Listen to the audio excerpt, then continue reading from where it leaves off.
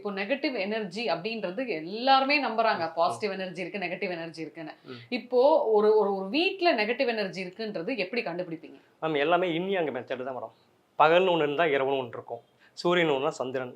அதே மாரி வந்து இன் யாங் அதுதான்.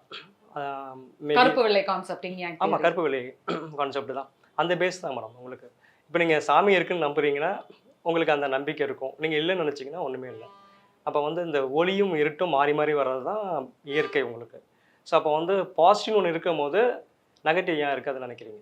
சரி, இப்ப நான் ரொம்ப நாளா ஹீலருங்க கிட்ட இந்த கேள்வி கேட்கணும் அப்படின்ட்டு இருந்தேன். நம்ம வந்து என்ன பண்ணாலும் நம்மளோட மைண்ட வந்து ரொம்ப ஃபோக்கஸ்டா, ஸ்ட்ராங்கா வச்சுக்கிட்டா, எந்த ஒரு விஷயமா இருந்தாலும் ஜெயிக்கலாம்னு சொல்லிட்டு இந்த மாரி ஹீலர்ஸ் எல்லாம் சொல்றாங்க. இது ம். எப்படி சாத்தியமாகும் சார்? அப்ப கர்மா எதுக்கு? கடவுள் எதுக்கு?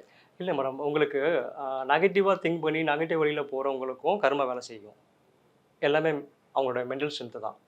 இப்ப ஐயோ! இது பண்ணக்கூடாது, இது பண்ணா தப்பு அப்படின்னு நெனைக்கிறவங்களுக்கும் அது வேலை செய்யும்.